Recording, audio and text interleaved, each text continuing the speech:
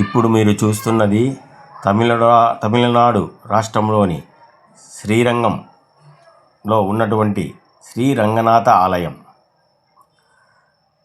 దీనికి తూర్పు ద్వారమున లోపలికి వెళ్ళినచో కుడివైపున లక్ష్మీ నరసింహస్వామి సన్నిధి, ఎడమవైపున ఆఫీసు రూము ఉంటాయి. వీటిని దాటుకొని ముందుకు వెళితే రంగ విలాస మండపం కనిపిస్తుంది. ఇది చాలా విశాలముగా ఉంటుంది. ఇక్కడ స్వామివారి కైంకర్యాలు ఇలాంటివి జరుగుతాయి. ఈ రంగ విలాస మండపము ఎడమవైపున అన్నదాన కార్యక్రమం జరుగుతుంది. నిత్యాన్నదాన పథకం కింద రోజు అన్నదానం జరుగుతుంది. ప్రతిరోజు అన్నదానం ఉంటుంది.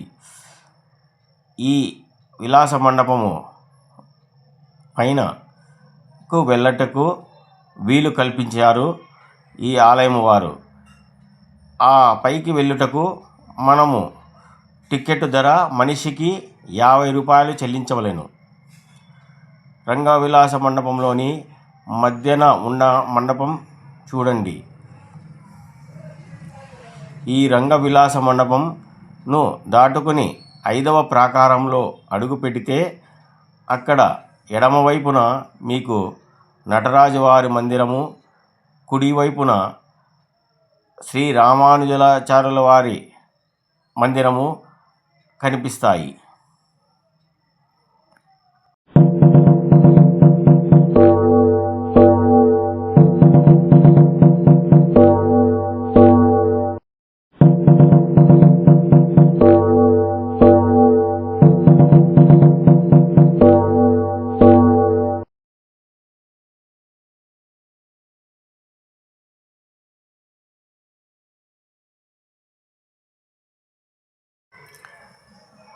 ఇప్పుడు ఈ రంగ విలాస మండపం దాటి ముందుకు వెళితే ఎడమవైపున నటరాజువారి మందిరం కనిపిస్తుంది. ఇప్పుడు మీరు ఎదురుగా చూస్తున్నదే నటరాజవారి మందిరం. ఇందులో నటరాజ స్వామివారిని దర్శించుకొని ముందుకు వెళ్ళండి.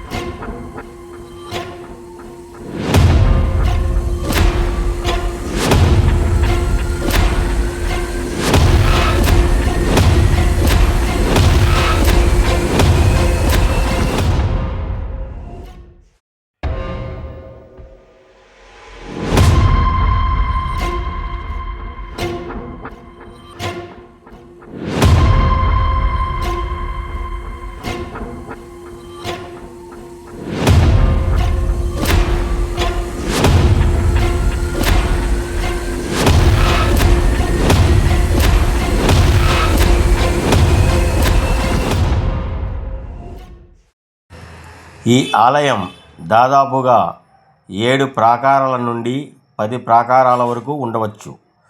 మొదటి 4 ప్రాకారాలు నివాస గృహములతో నిండిపోయి ఉన్నది. 5వ ప్రాకారములో నేను ముందు చెప్పిన విధముగా రామానుజాచార్యుల వారి మందిరము, నటరాజస్వామి వారి మందిరము దర్శించుకుంటాము. దీని తర్వాత 6వ ప్రాకారంలోకి వెళితే అక్కడ మనకి అమ్మవారి మందిరము కనిపిస్తుంది. ఇప్పుడు మీరు చూస్తున్నదే ఈ అమ్మవారి మందిరం.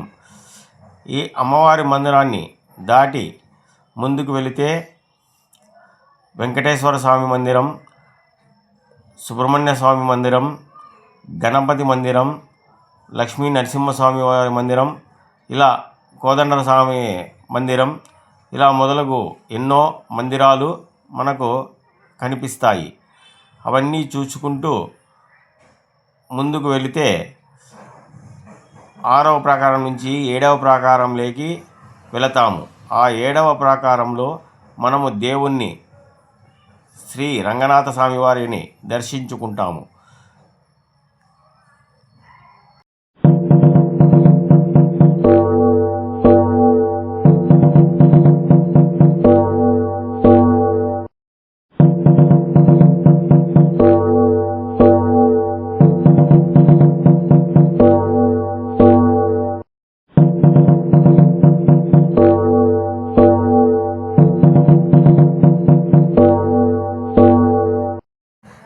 ఇప్పుడు మీరు చూస్తున్నది స్వామివారి పుష్కరిణి. ఈ పుష్కరంలో పుష్కలంగా నీరు ఉన్నాయి. ఇది దాటుకొని ముందుకు వెళితే కోదండరామస్వామి ఆలయం కనబడుతుంది. అదియే మీకు ఇప్పుడు చూపిస్తున్నది. ఈ మందిరాన్ని దాటి ముందుకు వెళితే మనము స్వామివారిని దర్శించుకునే క్యూ లైన్ అగిపిస్తుంది. ఈ వీడియో మీకు నచ్చినట్టయితే లైక్ చేయండి, షేర్ చేయండి, సబ్స్క్రైబ్ చేయండి. ఇప్పుడు మీరు చూస్తున్నది రామానుజాచార్యుల వారి సన్నిధి. ఈ సన్నిధిలో రామానుజాచార్యుల వారి సమాధి అంటే దేహం ఉన్నది. అది ఎటువంటి పాడవకుండా అలానే ఉన్నది. ఇప్పుడు మీరు చూస్తున్నది స్వామివారిని దర్శించుకున్నట్టుకు వెళ్ళే సర్వదర్శన క్యూ లైన్. ఇప్పుడు ఇది తూర్పు ద్వార మందిరము, ఆలయ గోపురం.